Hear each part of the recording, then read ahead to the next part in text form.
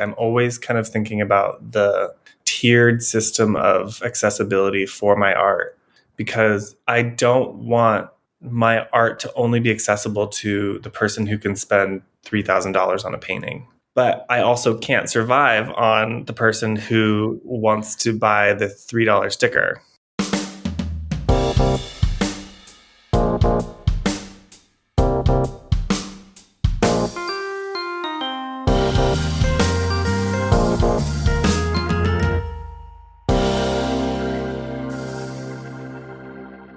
Hello, print friends, and welcome. This is a bilingual podcast, so if you subscribe to us, you'll be getting episodes in English with me, as well as in Spanish with Ronaldo Gil Zambrano.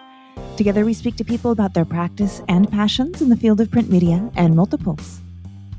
Hello, Print Friend is brought to you by Speedball Art Products, who've been a leading innovator and manufacturer of printmaking products for over 50 years. Speedball's speed screens answer the call to have an easy-to-use way to print no matter what your experience level. Whether printing at home, studio, or classroom, these ready-to-use mesh screens allow you to create permanent photographic stencils without the need to mix emulsions or coat a screen. All you need is your design and you are ready to print. Pick up the Speed Screen Kit for the most affordable way to get all the materials necessary to print your next masterpiece. There's a link in the show notes. This episode is also brought to you by Legion Paper. Legion Paper is a fine art paper company that represents the best papers in the world. They either stock it, source it, or make it. With brands like Stonehenge, Somerset, Coventry, Reeves, Arches, and more, Legion is the best paper resource for every artist and printmaker's needs. Learn more about the variety of papers Legion stocks at www.legionpaper.com. My guest this week is Michael Ezzell. We talk about the diversification of his printmaking practice, the inherent queerness in Greek and Roman art, creative practice when you have a developed aesthetic, and astrological etchings. Hi, Michael. How's it going? Hey, Miranda. How are you? I'm good. I'm so happy that we're getting to sit down. I have followed your work for a long time. I find myself really connected to the aesthetic, and I think you're brilliant, and I'm really excited to share your story and get to know you and the person behind the artwork a little bit more today. Oh, thank you so much. I'm so happy to be here. I've been a huge fan of the podcast ever since the beginning, so it's like a dream to be on the podcast now. Oh, it's a dream to have you. So, would you please let people know who you are, where you are, what you do? I am Michael Ezzell. I am currently living in Providence, Rhode Island, and I guess I'm painter, printmaker, screen printer by day, designer, a little bit of everything, I think. Beautiful. And where did you grow up, and what role did art play in that part of your life? So I am originally from Indiana.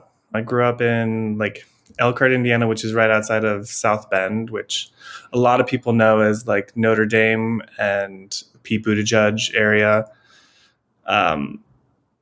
Art was a major part of my life growing up. I was always drawing and doodling and just kind of very creative and dramatic and flamboyant.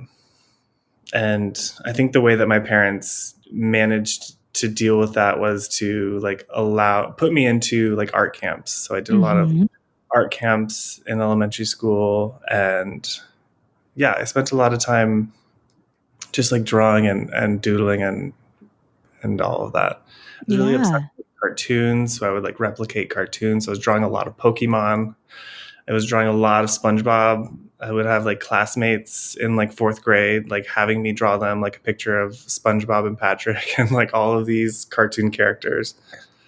Yeah, I feel like that is such a classic early artist experience, is kind of getting to be the kid in the class who can draw the things. And then having people go to them. We had one of those growing up. Devin Finley, shout out to Devin, wherever you are. And like now he does these beautiful murals in my hometown. But he was like the kid where you would be like, oh, I need a picture of a rabbit. Like go get Devin to draw a rabbit, right? Because he had the skills. So Yeah. I would love to do a mural in my hometown. That would be so fun. Yeah. But yeah, I was the kid that was always drawing things for people, and it was really fun. And I think that's probably where like my capitalist mindset sort of like kicking in. I was like selling the drawings. Were you really? Were you trading them for sticks of gum or that kind of thing? Yeah, I was definitely trading, maybe not actually getting cash for it, but there was definitely a barter system happening at I one love point. it. I love Yeah. it. And so was it just kind of always known in your family, oh, Michael, he's going to be art school, he's going to go be an artist, that kind of thing? Yeah, I think my parents are very like practical people, so they see me being very artistic, and they, I think, don't really know much about the art world and like what I could do with my art. So I think their idea of like what I could do is like graphic design or advertising. Mm-hmm. So my mom was like, if you want to go to art school, then you need to get really good grades and get scholarships to go to art school, because and you're going to do something that's going to make you money. I was like, okay, fine. I was like, I'm going to go for illustration. And she's like, what's that? And I was like, it's basically graphic design and advertising in one. Lo and behold, it's neither, and it's not going to make you money at all. So I, like in high school, I enrolled in like a summer program at SCAD, Savannah Mm. College of Art and Design, and went there like between my sophomore and junior year for 2 weeks, and I like fell in love with it. So then when it came time to choosing colleges, that was the only place that I applied. I wanted to go to art school, but I also wanted to get out of Indiana. So it was like Yeah. I had a couple motives for wanting to go to SCAD, and I was like one of, I think, 3 people in my graduating class that left Indiana to go to Oh, out of wow. state. And I've never been back since. So I loved. I spent 6 years in Savannah, Georgia, and then moved to Providence after that. But it was one of the best experiences of my life. Yeah. Like That's going to the wonderful. South for one, and then going to an arts college after growing up in like the mundane Midwest was like, it was like I was seeing in full color. It was amazing. It's interesting because I definitely, and maybe this is just because in my childhood, the book and the movie Midnight in the Garden of Good and Evil was very, very Mhm. big. I Yeah. really associate Savannah as an artistic, flamboyant place. Was that how you experienced it as a young person? Yeah. And then I loved that movie. I never actually read the book, but I loved the movie. And the it's more than that. It's like Mm, much more flamboyant, much more colorful, just because the college itself, you're just surrounded by kids your age who were sort of similar in their schools, where they're like kind of the one or two artists who wanted to go to art school, and we're all just like put together, and it's just like we're all weird and awkward and like trying things out and experimenting and expressing mm, ourselves. And I think it was a really great mix of all of those types of people together in this city that has like such a rich history and like beautiful decadence to it, naturally and like architecturally. And it's like you're like in a wonderland down there. yeah. Yeah. And I bet the winters are a bit nicer too. They were nicer. They were wet though, wet and cold. Oh, really? Humidity Okay. humidity doesn't go away in the winter. So it's like 50 degrees and like you're riding your bike and like sweating. Yeah. Yeah. It Okay. was it was they were nice, but it wasn't it wasn't much better. I Gotcha. It's just love a snowy winter too. I love a Christmas in the Midwest. oh, okay. So the winters weren't something that, yeah, Midwestern winters were not something you suffered through. I get No, it. Yeah. I loved it. Yeah. Okay. Yeah. Oh, that's wonderful. And so then what was the move from Savannah to Providence then? What took you there? That was sort of like a need to leave the town I went to college in. Um, Mm, mhm. I went to school, graduated, and then before graduating, I started working for the school at their art gallery shop called ShopScad, Mhm. where they sell student and alumni artwork. And for a couple years after that, I was working there as an assistant manager, which opened up so many like doors and gave me so many opportunities that have really like helped me get into where I am today. but I was still living and being surrounded by like students. And it's one of those things where like everyone that I graduated with left and I was still there. And I felt that weird, like, I don't think I should be here anymore. And if I Mm. don't leave, I might stay here forever. So my partner and I at the time were like, let's go somewhere we've never been before. And we just picked Providence on a map, really. Really? Yeah, I had a couple friends here and a friend who is from here, who Elizabeth Jean Yans, who was on this podcast before. Oh, She was a friend. treasure. She's Living from, treasure. yeah, she is from here. So she gave me a lot of like tips and like insight on moving up here. But I've been here for 7 years now and I love it here. That's wonderful. It's amazing. And so, what was your making like in the years after graduation before moving to Providence? Because I feel like that can be a really tricky time in an artist's life when all of a sudden it's not your full time job to make art and you're not surrounded by people who are making art and you're not swimming in that water. You have to go and you have to build a life that has managing a gallery shop and that kind of thing in it. I think those were probably the most formative years for me in my professional practice because I was working for the school. So, and I had a really good relationship with the print department. So they, as a staff member, I did have access to the buildings. And because I was good friends with all of the people who worked in the print department, I was able to use the facilities, which is Mm. great. I still had access to the print shop.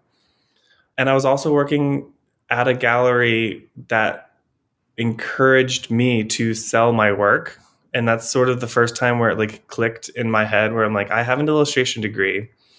I don't want to be an editorial illustrator. I don't want to be a children's book illustrator. I don't want to do advertising.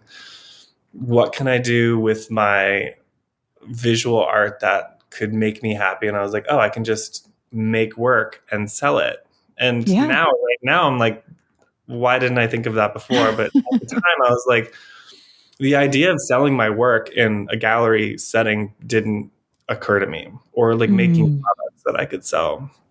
So I Yeah. started painting and I started doing these like book page illustrations and was selling those in batches at the shop, and they were pretty popular. And then I kept making more and was getting commissioned to do stuff. So kind of like it grew on itself to a point where like people were starting to recognize my work, and I had a couple other shows around town, and I started to see a life for myself where I'm like, oh, I can be an artist for a Yeah. living. Who knew? Yeah. Well, Um, and we were talking a little bit before we jumped into the interview about this space of like who and what is an artist if they're not having one exhibition every 2 years in a white wall gallery in Chelsea yeah, and they're not being a professor. And I feel like that's kind of what you're answering in that is that you can just sell your artwork. yeah, and it's weird because, and I think that time was a beautiful time because Instagram was just blossoming. So, like, I look at some of my first Instagram posts of like my sketchbook pages and stuff like that, throwing on those like really intense, heavy filters that they Yep. used to have. And I'm like, what was I thinking? And now I use it as a marketing tool to like, it is my basically like my website light version.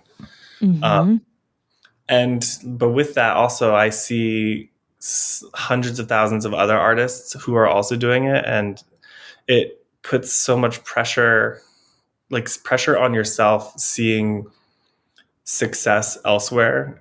And when you want that same success, it's like, oh, I see all of these artists who are doing really big galleries. I'm like, how are you getting shows? How are you getting shows? And I'm like, how do I do this? And then you like start loading on the weight on yourself, and it just becomes Mm. this sort of existential crisis of, am I an artist? Should I go back to school? Do I need to have a master's degree to convey that I'm an artist? Will I get more shows if I go get a degree in painting or a degree in printmaking? And these are all questions I ask myself every day.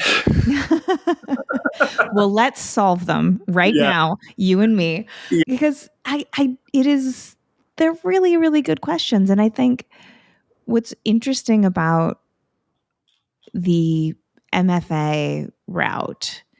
And this is from having spoken with over 200 artists, being married to someone with an MFA, having gone through an MFA as a partner of someone who was getting it and watching the blood, sweat, and tears in real time.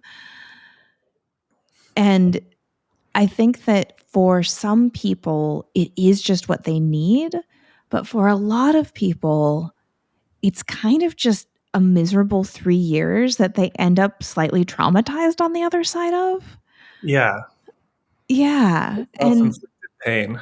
yeah. Or even, I can't remember who I was talking with someone the other day, and they were saying that it's almost like there's just a culture of abuse in it of, well, this is just what happens when you get an MFA. Yeah. So they were mean to me when I got my MFA, so I have to be really hard on you when you get your MFA. Yeah. And You're right of some passage. people, yeah, exactly, like an our hazing until you get to the other side. And like I said, some people it's great, it's formative, they find their voice, they make connections, they meet their gallerist that changes their life.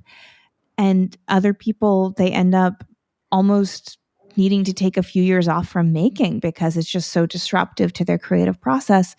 And there doesn't seem to be any kind of standardization. That's what's so strange about it. That it's Yeah. not like we've decided this is what an MFA is and an MFA means. It's not like that. It's like each individual advisor and department, you're going to get something totally different. So it seems like such a wild card. Yeah. And it's interesting to think about sort of where I've come from 6 years ago to where I'm at now. I'm like, I have taken a very like unconventional, I think, approach to how I've gotten to where I am. And a lot of these things have like come to me and I'm like, okay, I'll try that. Like, do you want to paint this mural? Like, sure, I'll try that. And then it's like, do you want to paint this mural? I'm like, yeah. I'm like, am I a mural artist now? But I'm not advertising that I'm a mural artist. I also had like a brand where I was like selling like accessories and like pins, patches, and printed goods.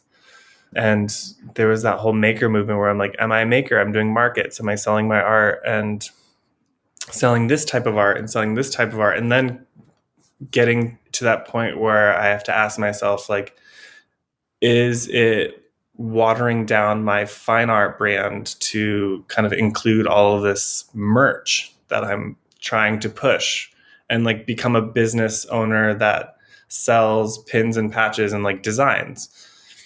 And I'm like, am I going to spend my time, more time being a designer, or should I be spending more time being a fine artist and like honing in Mm. on my craft? And I am one of those people that sees like five different paths I could take, and I want to take all of them at once, but like trying to prioritize like which ones right now are the best fit for me is sort of where I get like paralyzed, and then don't do anything because I'm thinking about all of the things that I should be doing or could be doing Yeah. or want to be doing.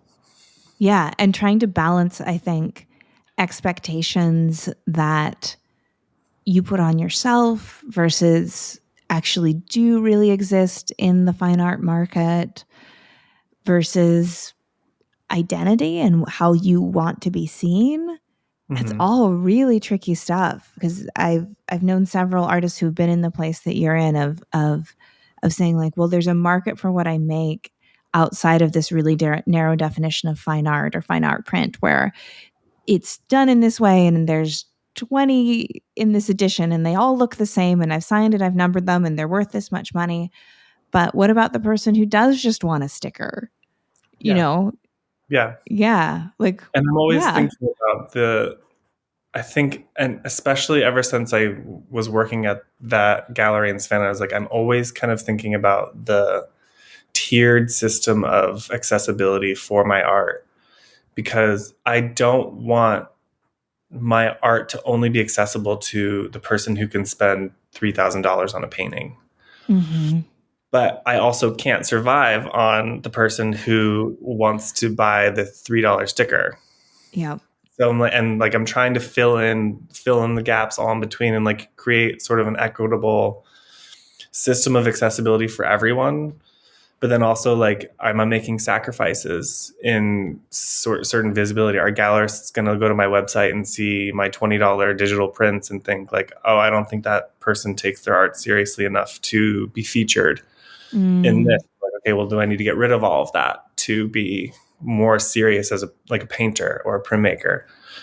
And I don't think there's any one right answer. I think I go back and forth between needing to do something and then also saying like, fuck this, I'm just going to do whatever I want because the world's going to end soon. And I'm like, if I don't do everything that I want to do right now, like, why not? Yeah. Yeah. I'm right there with you with the nihilism too of just why not? Is there anything going to be standing in 20 years? Yeah. I lately have been just kind of telling myself like, why not? Like, if you want to do it.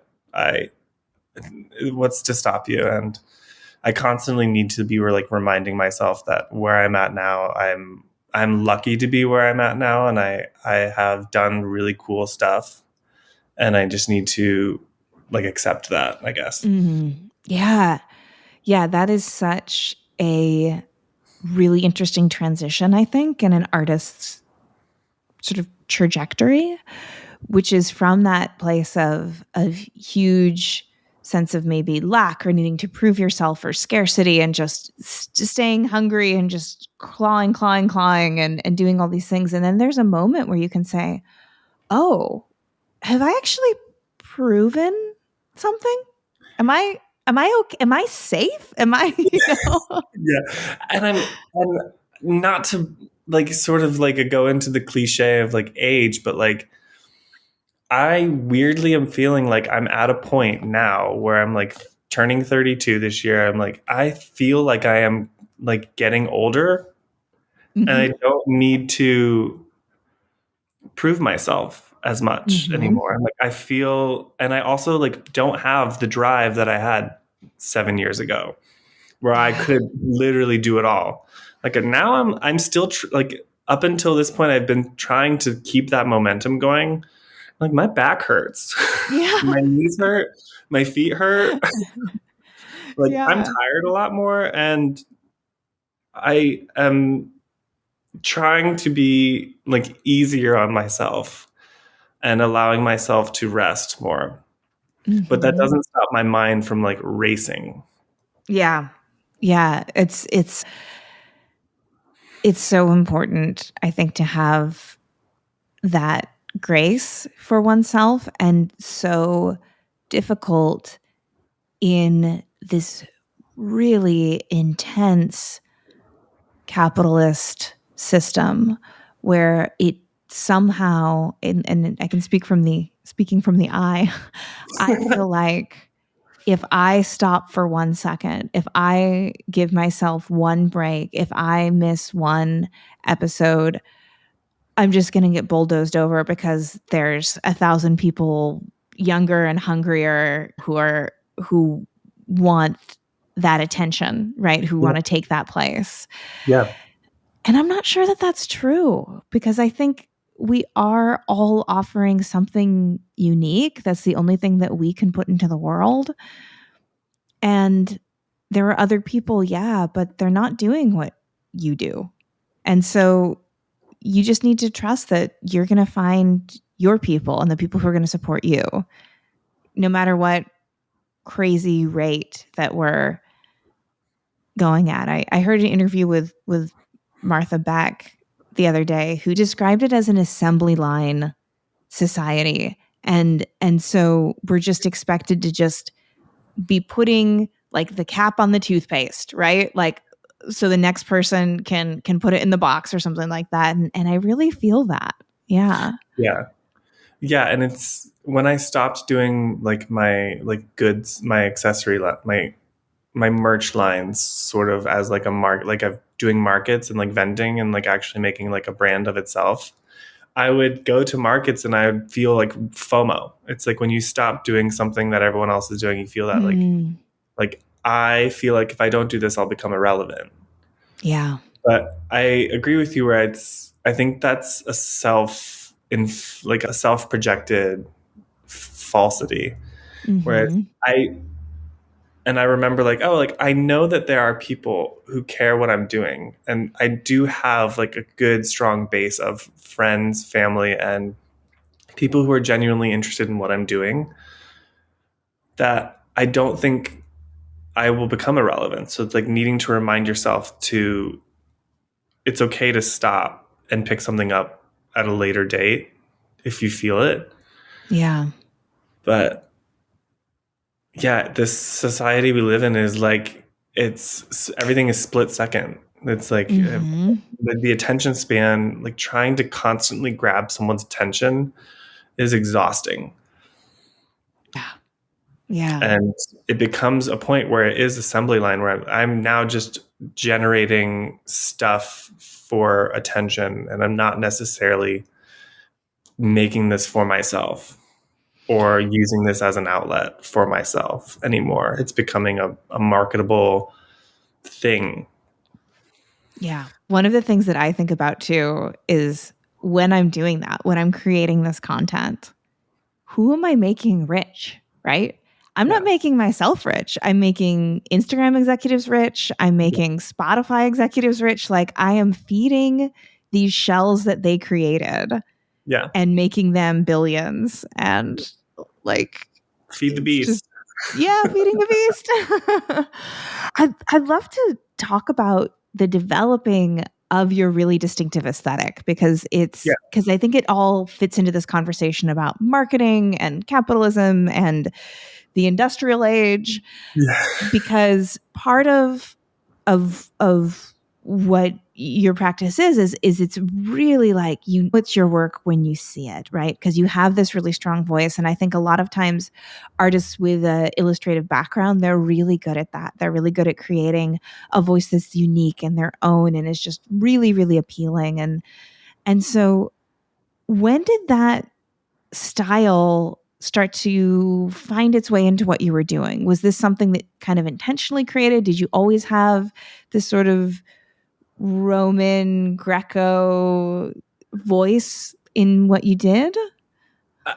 Like the Greco-Roman like layer of my work sort of began like in elementary school. I remember Really? the first time I developed a fascination with it was specifically fourth grade with Mrs. Gaipa. She had, and one of our like English projects was like Greek myths. And I don't know why, but I was just so fixated on it.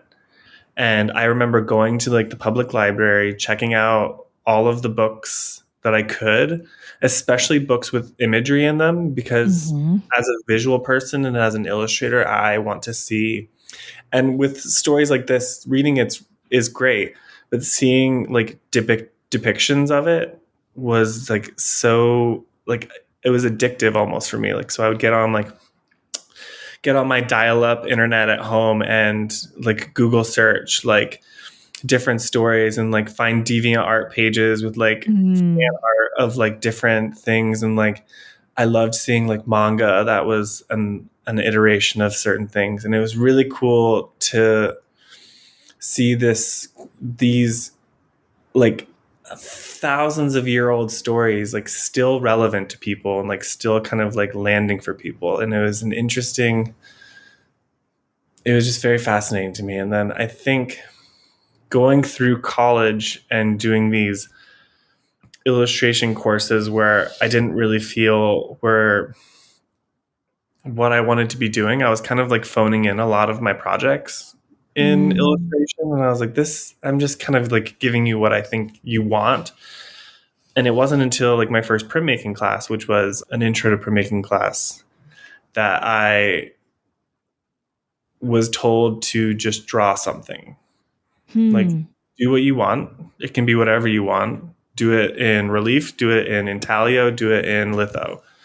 And I did that. And I think that was like when it immediately hit me like, oh, I can tap into this resource of like imagery and storytelling that I'm so obsessed with, but haven't really been able to fit into the project specs for my illustration classes. And I can just do them here. And that kind Yeah. of picked up. And then I took after my intro to printmaking class with Deb Oden, I took my intro to etching class, and then I took another etching class, and then at some point I realized, oh, well, I can't minor in printmaking because I'm too far along in my studies where I'm just going to replace all of my illustration electives with printmaking Uh-huh. classes. And it was just a release for me. I was like, why haven't I been doing this all my life? Mm-hmm. And I can make multiples and give them to my friends and sell them. And I think my final illustration portfolio class senior year was funny because we had to print out all of our like pieces and like curate a portfolio as though we're taking it to somebody who would hire us to present. Uh-huh. So we presented it to like our professor in our class, and my entire portfolio was just etchings that I did. And she was like, "This is really nice, but I don't think I don't think like illustration is what you want to be doing." I Oh, was like, "You're yeah. right. I think I want to be like a printmaker, and I think I want to be doing stuff for myself because I don't want to be working for other people. Yeah. I don't want people to tell me what to draw, and then I can just draw it in my style. I want the freedom to do what I want." And I think that discovering that freedom is where sort of my style began, and then it like evolved and progressed. Yeah. Because now Yeah. I look at stuff that I made in college and I'm like, wow, severe. But I feel like that's very that's natural. That's like I look Yeah. back at student work and be like, woof. Wow. Okay. No, that's really interesting. Do you have any sense of what it was about Greco-Roman aesthetic that just you found kind of irresistible and that has been such a through line? That's what I think is so interesting, is that even Yeah. sort of in childhood, it never has gotten, it sounds like it's never gotten played out for you. It's continued to inspire and really be a driving force for you. Yeah. The like statues and like this sort of like stoic imagery that imagery and like architectural details and like when I think of like a Roman temple or a Greek temple, Mm-hmm. that is like the epitome of like beauty. Mm. Me, that beauty is something that I think I seek to replicate in my work through the tools that I can use in my own way.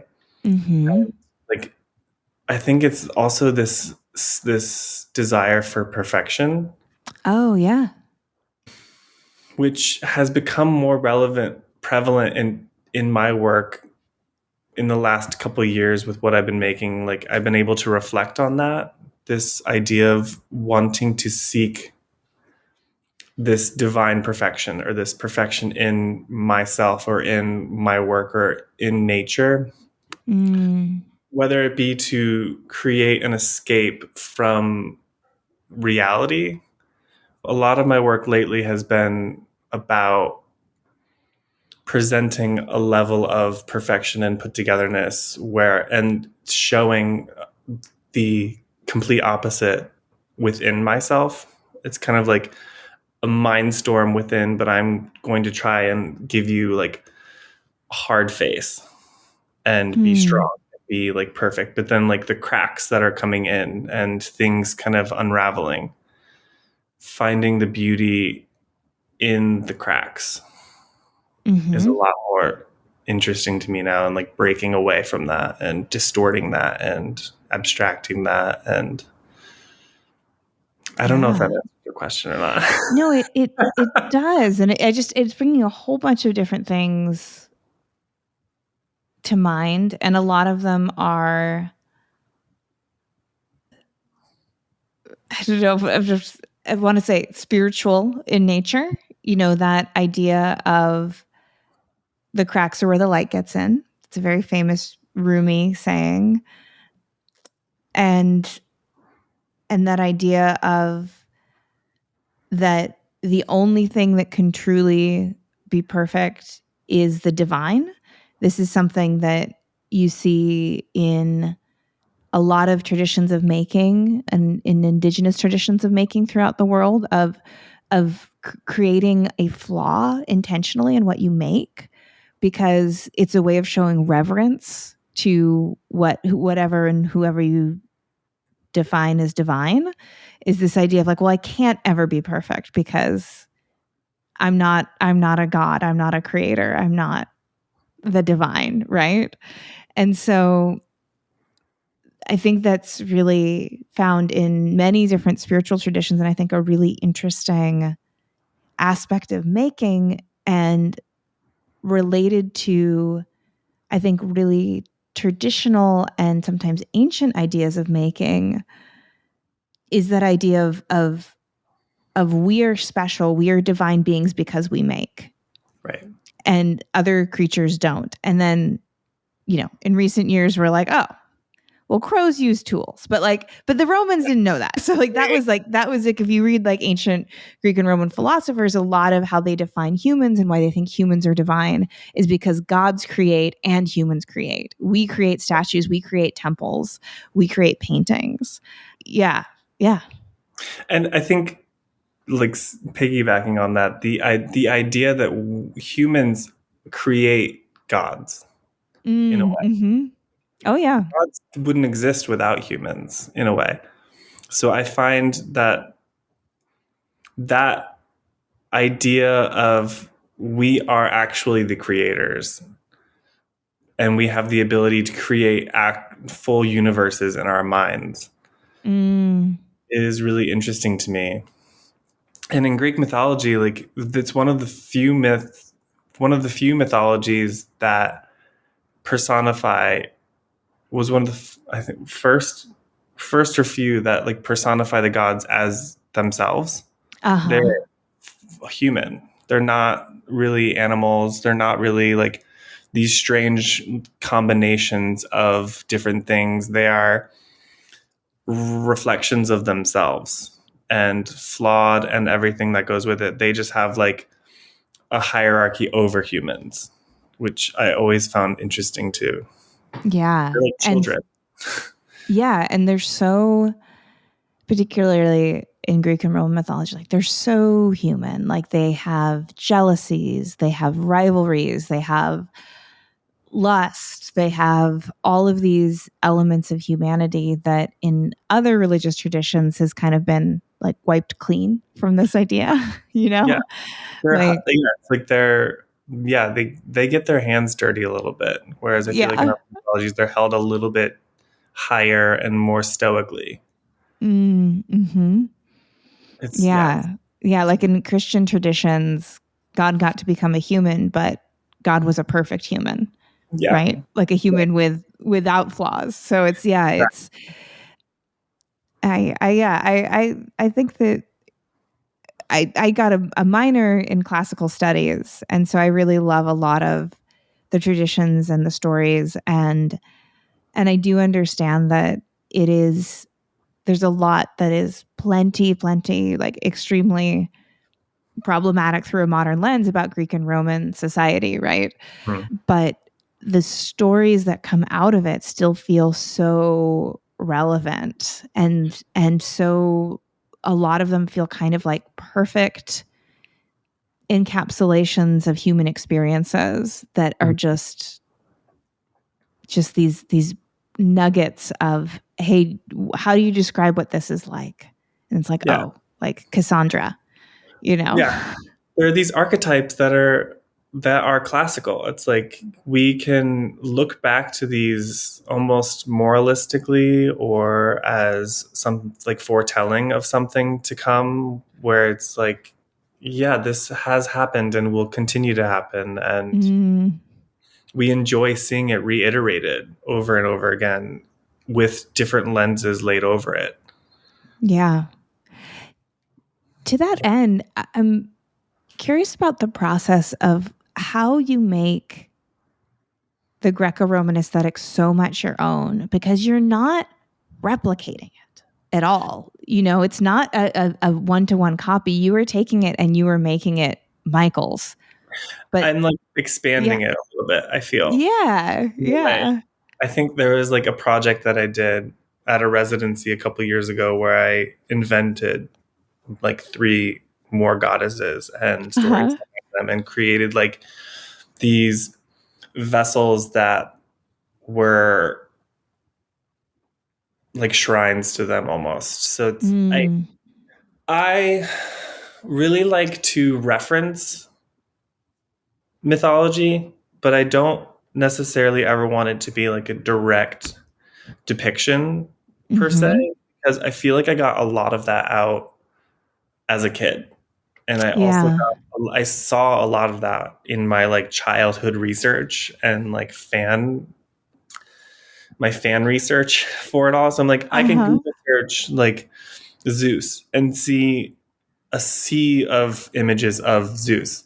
Like Yeah. I think that's been done. I think what's interesting to me is like how we can use this sort of whimsical magical world to show other things and create new lenses.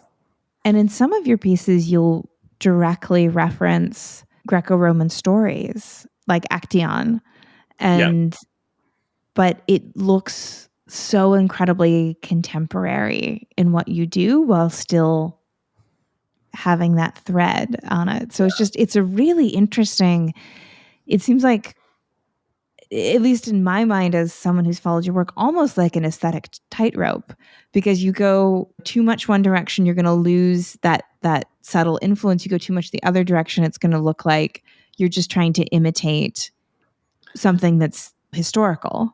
Right. Well, and I love when I love it almost being like a nod to something where if you know the story, it's interesting to you. Mm, Like, oh, I recognize that. But if you don't recognize it, then it's also a great opportunity to like talk about it and tell the story. So right. it becomes a conversation starter in a way, where I like to kind of elaborate on the prints themselves. Like I did a series of the zodiac a couple years ago, and that was really fun for me because I thought that I knew the stories about all of the zodiac signs, but I actually was surprised to find some of the stories I didn't know, which was really Mm, cool. So I did a lot of like mythological research, but then I was also researching about sort of the modern like Jungian associations with each of the signs as well. So like learning about the astrological signs as traits, which was really mm. cool, sort of how they could and like didn't really associate with like the myth that they were sort of supposed to be portraying. Um, Yeah. so it's just I will go down wormholes and just like look at. I love a Wikipedia click through where Uh-huh. I'll like read a story. I'll like read a Wikipedia page and then just like click through the links and then just like find these like really random like there's no information about this like mythological figure, but it existed in a story at one time. So like and Yeah. almost illuminating those stories in a way where I'm like nobody can fact check me because there is no information about this person. We can create a whole new story about this person, which I find Yeah. really like, there are gods and goddesses that we don't have any information about or like barely any information about. Like the Etruscan mythology is so cool to me because it like predates a lot of Roman mythology, but Romans kind of just like tamped it down and put their own stamp on it. But it seems like a lot wilder and a lot more rural, which I find Hmm. really cool. It's all just very fascinating to me. Yeah, that was something that I always loved about learning about Roman spirituality, is that idea of they could just show up somewhere and be like, all right, what gods do you have here? You Yeah. know? We're gonna And it'd be rebrand like, that for us. yeah, yeah. It's just like we're like, no, we already have a god of locks. What else do you have? You know, like, Yeah. and in a way, I've almost seen that like reflected in my own way of understanding what spirituality and the divine is just kind of being open to the way different people do things. And if something seems to fit a missing part of what I have, you can just sort of be like, oh, yeah, that makes Yeah. sense. You know, I can, that can fold into all of this, you know? Right. Or I'm going to make up something entirely new and work around that. It's Yeah. like it's at the end of the day, we are creating all of this. Like, Mm-hmm. it doesn't have to end there. It can keep going. Yeah. And I also Mm-hmm. love Capricorn, but like Sagittarius was really cool because that was the last one that I did. So I started Capricorn because I'm a Capricorn and then ended Okay. Sagittarius. So Yeah. also even seeing, because I did each one within the month that that sign was. So it was Oh, a really fun. cool year-long exploration in that series to then see compare Sagittarius to like Capricorn. Mm-hmm. And then like Capricorn season came and I was like, do I redo it? Like, do I like start over again? Because I'm like, I Yeah. would do it differently, which was really funny. I'm like, I'm not going to do a second series, but that would have been really cool. That's really interesting. Yeah. Do you think that there's any kind of like inherent queerness to Greco-Roman aesthetic? Oh yeah. Yeah. I I was hoping I you'd say wish yes. I honestly wish like the the the homoeroticness of Greco-Roman mythology would be exploited more. Mm-hmm. Exploited, or not maybe exploited, but like expanded on more in contemporary Mm-hmm. everything. I mean, Yeah. it was so gay. Yes. It was so gay. And like, why aren't we talking about that more? Yeah, yeah. I feel like I think about that when I think of like all the kind of like toxic bros who are like, yeah, fucking Sparta, Yeah. bro. You know? Do you realize like you are living a joke right now? Yeah. Like you're not in on the joke, but like you could be. You know what I think about a lot is the I believe it was, and this is like this is me being like a 20-year-old now classics minor, so I can't remember if it was the Greeks or the Romans, but maybe it was both, that had this idea that when you were on the battlefield, you should be on the battlefield with your lover because you wouldn't want to be embarrassed in front of your lover fighting.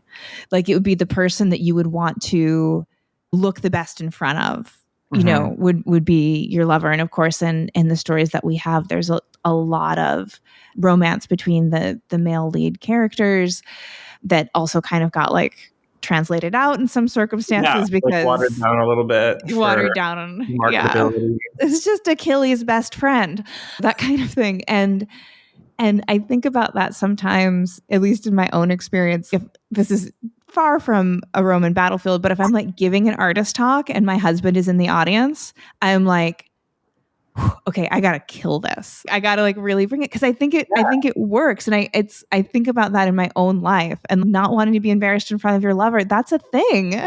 Really. And that's the person that like you respect the most. So you want to like show up for them the most that you can. Yeah. Yeah, the like Song of Achilles is a book that I read a couple years ago, the same summer that Call Me by Your Name, the movie came out, Oh yeah. and it like wrecked me. Both like it was like a double hit where I was just like, ah, this is just beautiful. Like Hmm. make a movie of this. Like we need more like gay warrior love stories. Yes, because I feel like that's such a beautiful story in the sense that the drama is so ingrained in it. Like, why can't Hollywood Yeah. cash in on that? Like speaking of like through a capitalist lens, like it's there already. It writes Really. itself. And you can make it like you can like add the turmoil of like struggling with homosexuality, but like it was very common in that time. Like it wasn't really like Hmm. there wasn't really a second thought about it. So I mean like Yeah. maybe it would be too boring to normalize ancient Greek homosexuality. Well, in a way, it seems like it could be kind of a solution to this issue that Hollywood has of how every story about queerness or gayness, homosexuality, it has this element of it of, and it will be tragic for you because you are gay. Yeah. You Yeah. know? I But think if it's the Song of Achilles, the it's just a story of gay people. yeah. And you know how it's gonna end everyone dies in the end. So Yes. like it's kind of less, it's less like I'm going to go into this movie and I expect that it will have a sad ending. Whereas like a lot of like queer and gay films now are like, I actually won't watch that because I know that I probably will cry Yeah.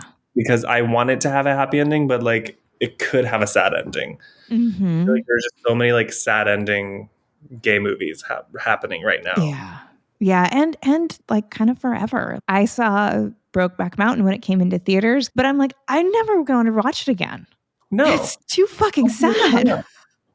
You know? Absolutely not. And it's like these like, yeah, it's like give me some more like Fire Island movies.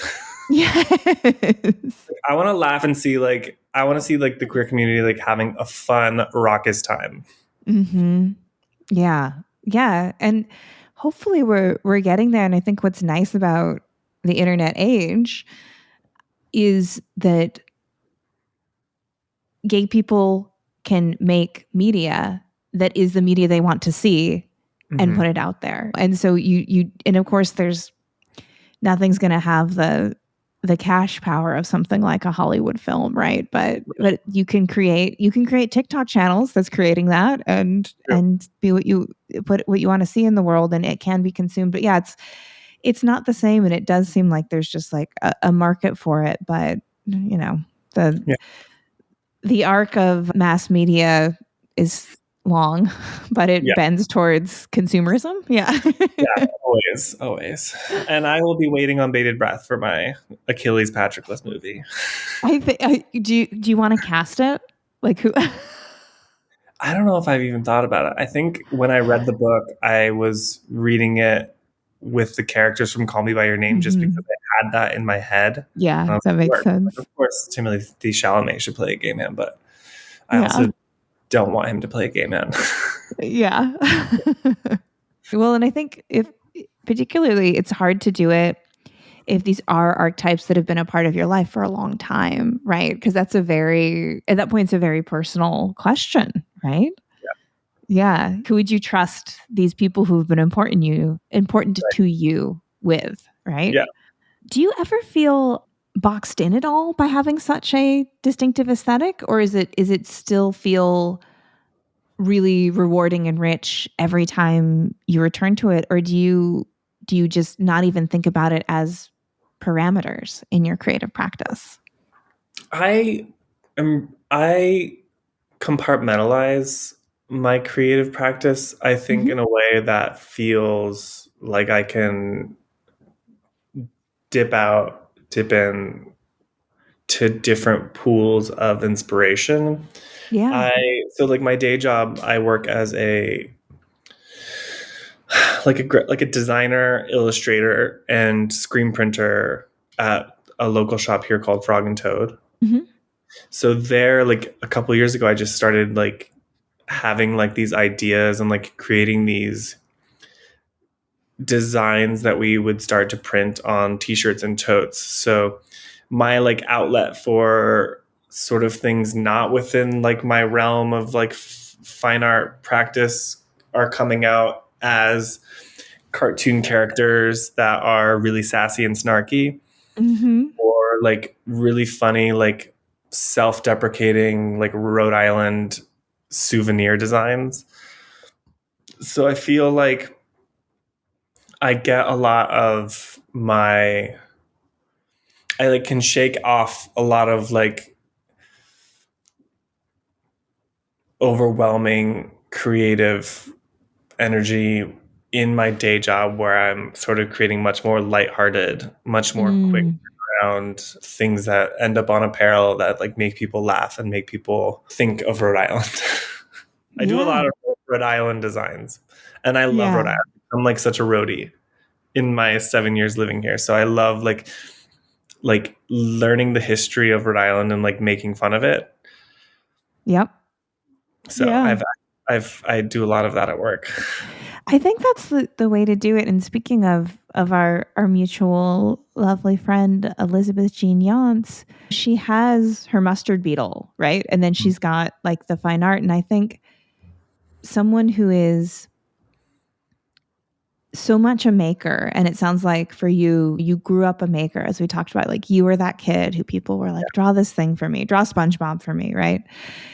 That it's just going to always come out in different ways. You're always going to be making. And we live in kind of a interesting time when it comes to,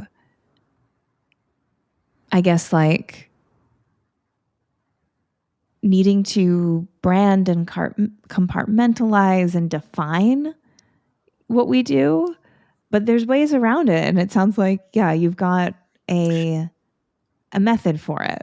Yeah, I think define what we do is, I think, a really key way of putting a lot of what my art career has been.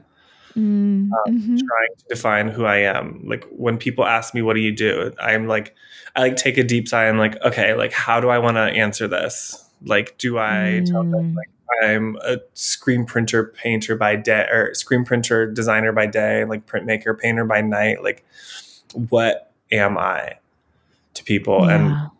it's like trying to shut that voice down and just kind of go with the flow that I've been going with for the past, I don't know, 6 or 7 years. It's like, I think it's all going to work out in the end. And I mean, having friends like Elizabeth who does what she does so well, and I'm like, you are incredible. I don't know how you do this. It's unreal. To trying to decide like what I want to be today is it's crazy. Yeah. Yeah. Yeah. But I think, as you said, like with age, one of like the huge gifts is learning that you don't need the answers. Yeah. And you're probably never going to get them. So you kind of got to get used to not having the answers. I just relax. And I will say, like, I recently started going to therapy, and it has helped really to talk to someone about it. Like, I have people that I talk to about it, but like talking to someone who doesn't know me and has no Yeah.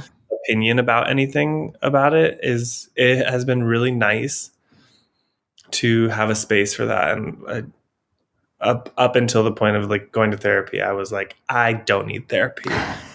I know exactly what the therapist will say because I say it to myself every day. But Yeah. it actually is very helpful.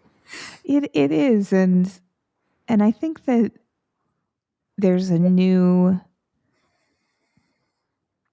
I don't want to say trend, but there's like, I think that contemporary therapy is so much now about where you are right now Yeah. and not necessarily how did you get there. And I think that's something that people get wrong about it, is that they think, oh, I'm just going to be lying on a sofa and I'm talking about my childhood. Yeah. And that's a very antiquated idea of what it is. Yeah. I heard a therapist describe it as, if you come to me with an arrow sticking out of your chest, I'm not going to be like, okay, but actually, like, when they shot you, how were they holding the bow and Yeah. arrow? You know?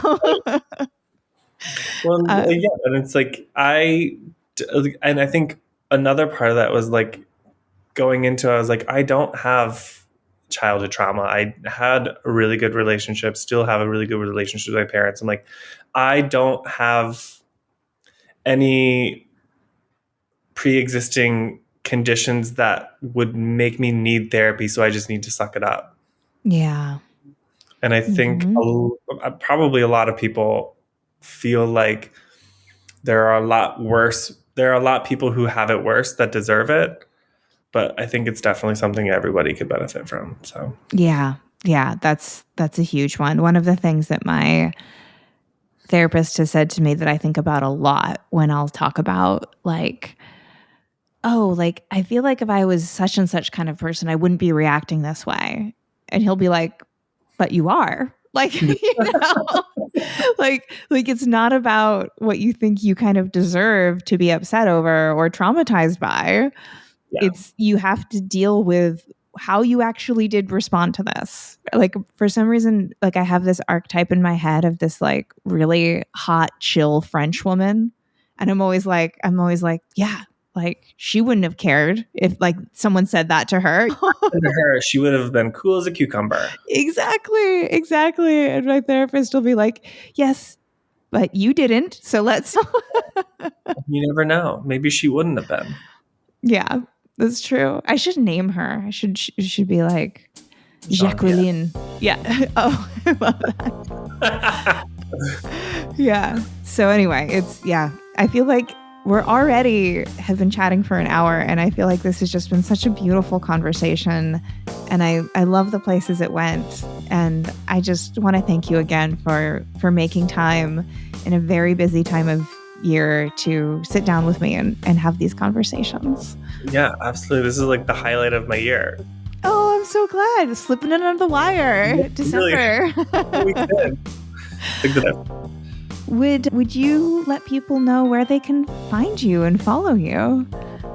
Yeah, I'm most active on my Instagram, which is EEZZLL. It's just my last name organized. And my website is mezzell.com, mezzell. Beautiful. Well, Thank you again, Michael. I will put links to that in the show notes. And this has been, a real treat. Thank you. Yeah, thank you so much. If you like today's episode, we have a Patreon where you can help support our podcast and get bonus content like Shop Talk Shorts with past guests. But the very best thing you can do to support this podcast is listen, rate, follow, and share with your fellow print friends around the world. And that's our show for this week. Join me again in 2 weeks' time when my guest will be Courtney Trelia. We talk about her experience working at the print studio at the Columbia Teachers College in New York City throughout the height of the COVID-19 pandemic. Trauma, grief, and how print and poetry can guide us through these. You won't want to miss it. This episode, like all episodes, was written and produced by me, Miranda Metcalf, with editing by Timothy Pauschak and music by Joshua Weber. I'll see ya in 2 weeks.